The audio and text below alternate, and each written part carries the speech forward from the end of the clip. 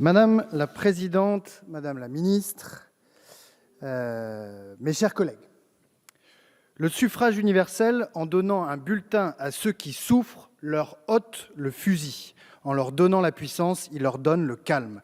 Voilà ce que déclamait Victor Hugo le 21 mai 1850 à cette tribune dans un fervent plaidoyer pour la démocratie. Un siècle et demi plus tard, force est de constater que notre chère démocratie est malade. Les citoyens se détournent du suffrage universel, la défiance grandit et inévitablement, la violence prospère et se diffuse comme un poison. Comme l'aurait dit Victor Hugo, nos concitoyens tentent à renoncer au bulletin de vote et sont tentés de reprendre le fusil. Il y a donc urgence à agir, à réformer nos institutions, sans quoi notre démocratie affaiblie s'effondrera sur ses bases. C'est l'objectif que s'est donné notre président, Patrick Mignola, et l'ensemble des députés du groupe MoDem, démocrates et apparentés, en inscrivant à l'ordre du jour de cette journée parlementaire une série de textes visant la rénovation démocratique. Certes, les causes de l'abstention sont multiples et complexes, comme l'ont souligné avec pertinence les nombreux travaux récemment conduits par notre Assemblée. À des raisons structurelles s'ajoutent des facteurs conjoncturels liés à la crise sanitaire que notre pays traverse depuis 2 ans. Les records d'abstention constatés lors des élections municipales de 2020 et des élections régionales et départementales de 2021 révèlent pour partie l'inadaptation des modalités par lesquelles nos concitoyens peuvent aujourd'hui exprimer leur vote. Cette situation que chacune et chacun d'entre nous ne peut que déplorer n'est pourtant pas une fatalité. Plusieurs États ont à l'inverse constaté un surcroît de participation électorale lors des derniers scrutins malgré la pandémie de la Covid-19. C'est notamment le cas de l'Allemagne, lors des élections fédérales de 2021, ou des États-Unis au cours de la dernière élection présidentielle. Ces deux grandes démocraties partagent un point commun, les électeurs allemands et américains peuvent, s'ils le souhaitent, choisir de voter par correspondance postale. Près de 40% d'entre eux y ont eu recours lors des dernières élections. Selon l'ancienne chancelière Angela Merkel, interrogée par notre collègue Cécile Untermaier lors de la dernière réunion de l'Assemblée parlementaire franco-allemande, c'est bien la possibilité de voter par correspondance qui explique le maintien, voire le sursaut de mobilisation constaté outre-Rhin. La proposition de loi que nous examinons cet après-midi a été déposée par notre groupe en juin 2020. Elle a pour objet d'ouvrir à tous les électeurs la faculté de voter par correspondance postale. Cette possibilité existe déjà dans notre code électoral. Elle est autorisée depuis 2009 pour l'élection des députés représentant les Français de l'étranger. À l'image de Frédéric Petit, certains de nos collègues dans cet hémicycle ont été élus par correspondance. Sont-ils pour autant moins légitimes ou moins bien élus ? Nous ne le croyons pas. La possibilité de voter par correspondance est également ouverte depuis 2019 pour le vote des personnes détenues qui s'en sont massivement saisies, la préférant de loin à la possibilité de voter par procuration. Face à la montée de l'abstention et aux incertitudes persistantes quant à l'évolution de la situation sanitaire, ce texte apporte une solution concrète qui est déjà mise en œuvre avec succès dans de nombreuses démocraties depuis plusieurs décennies. Elle faciliterait par ailleurs la participation de tous ceux qui n'habitent pas de façon effective et permanente la circonscription électorale dans laquelle ils sont inscrits, soit près de 8 millions d'électeurs, de même que celle des personnes qui ne peuvent pas se déplacer le jour du vote en raison de leur âge ou de leur handicap.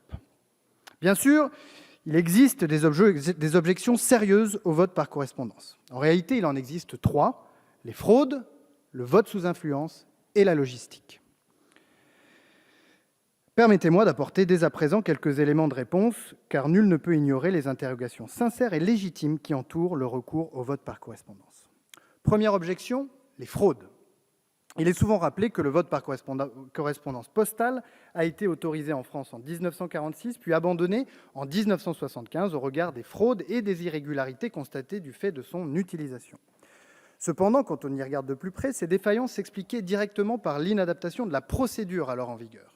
En effet, aucune véritable vérification d'identité n'était opérée, ce qui ne permettait pas de s'assurer que la personne souhaitant utiliser cette modalité de vote correspondant effectivement à l'électeur inscrit sur la liste électorale. L'ensemble de la procédure était par ailleurs placé sous le contrôle des communes qui recueillaient et instruisaient les demandes de vote par correspondance. On comprend bien que ce n'est pas le caractère postal du vote qui posait réellement problème, mais bien les règles auxquelles il était assujetti. 50 ans plus tard, à l'étranger, aucune étude n'a démontré que cette modalité de vote induirait davantage d'irrégularités ou de fraude que le vote à l'urne, comme l'ont rappelé récemment les autorités suisses et allemandes. Et si le vote par correspondance dans les autres grandes démocraties occidentale se déroule sans irrégularité, pourquoi en serait-il différemment dans notre pays? Deuxième objection, le vote sous influence. Le vote par correspondance porterait préjudice au caractère secret et individuel du suffrage. C'est un argument très sérieux et très légitime. Mais comme le soulignent la plupart des institutions internationales, le vote par procuration heurte bien plus frontalement le caractère personnel et secret du vote que le vote par correspondance, puisque l'électeur qui établit une procuration est obligé de divulguer son choix à une personne tierce sans être certain que celle-ci respectera son vote. En clair, si vous craignez la pression au vote, préférez le vote par correspondance au vote par procuration. Et en toute bonne foi, on ne peut pas être à la fois favorable à l'élargissement du vote par procuration et s'opposer en même temps au vote par correspondance sur le prétexte du risque de vote sous influence. Troisième objection, la logistique. Le vote par correspondance soulève en effet des enjeux opérationnels qu'il convient effectivement d'appréhender avec rigueur. Mais là encore, comment expliquer que les réels défis opérationnels que pose le vote par correspondance soient insurmontables en France, alors même qu'ils sont parfaitement gérés dans les autres pays qui l'ont autorisé? Qu'il s'agisse de l'acheminement du matériel de vote aux électeurs, de l'envoi ou du stockage des plis, la France doit être en mesure, comme ses voisins belges, allemands ou espagnols, de surmonter les enjeux logistiques inhérents à cette modalité de vote. Mes chers collègues, la rédaction initiale de cette proposition de loi visait à ouvrir la faculté de voter par correspondance postale ou par voie électronique à tous les scrutins. Nous avons entendu les réticences qui se sont exprimées sur ces sujets électoraux qui requièrent évidemment un consensus transpartisan. Nous savons aussi que nombre de collègues dans différents groupes politiques, je pense notamment à notre collègue Cécile Untermaier qui a déposé une proposition de loi sur le même sujet, partagent la conviction que le vote par correspondance est un outil utile afin de lutter contre l'abstention et qu'il est attendu par nos concitoyens, dont je rappelle que 57 à 72% d'entre eux se sont prononcés en faveur de cette modalité de vote, selon 2 enquêtes d'opinion publiées en novembre 2020. Alors, pour trouver les voies d'un consensus et lever les doutes qui subsistent sur cette modalité de vote, nous vous proposerons par amendement de suivre au mot près la recommandation de la mission d'information de la Conférence des présidents, présidée par notre collègue Xavier Breton et dont le rapporteur était Stéphane Travert. Fruit d'un travail remarquable, collégial et approfondi, le rapport de la mission, qui a été rendu public le mois dernier, au mois de décembre, qui fut approuvé par les membres de la mission d'information, indiquait, je cite, que le vote par correspondance doit pouvoir faire l'objet d'une réflexion renouvelée, s'incarnant dans des expérimentations locales, en s'appuyant sur les expériences nationales et étrangères, afin de ne pas s'arrêter aux difficultés posées par cette modalité de vote, mais plutôt de chercher de manière lucide et volontariste à les résoudre. Et dans sa proposition 8, ce rapport proposait d'expérimenter le vote par correspondance et le vote par Internet lors des prochaines élections locales ou de référendums d'initiative locale dans des communes volontaires. Considérant que cette solution, trouvée par les membres de la mission d'information, est équilibrée, nous vous proposerons par amendement à l'article 1er de la reprendre au mot près et de recourir à une simple expérimentation du vote par correspondance postale lors des élections municipales de 2026 sur une base volontaire et de façon encadrée par un décret. Je précise aussi que l'amendement de rédaction globale que nous proposerons ne concerne que le seul vote par correspondance postale et non le vote électronique. Cette expérimentation permettra de tirer les enseignements, de lever les doutes des uns et des autres. Cette méthode expérimentale est celle que nous avons utilisée avec succès lors des élections européennes de 2019, s'agissant du vote par correspondance des personnes détenues. On a expérimenté avant de se poser la question d'élargir.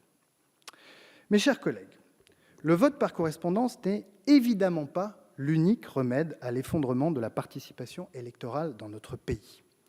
Mais alors que la méfiance des citoyens à l'égard de leurs représentants grandit de jour en jour, et de la méfiance à la violence, on l'a vu récemment, il n'y a qu'un pas, nous ne pouvons nous permettre d'écarter du revers de la main toute modernisation de nos modalités de vote.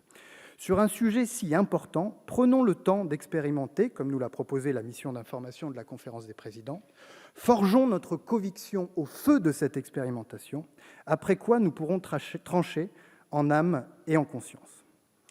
Je conclurai avec Victor Hugo, mes chers collègues, Madame la Ministre, au nom des députés démocrates, en vous appelant à rendre aux citoyens le bulletin de vote, fût-il par correspondance, pour mieux leur ôter le fusil. Je vous remercie.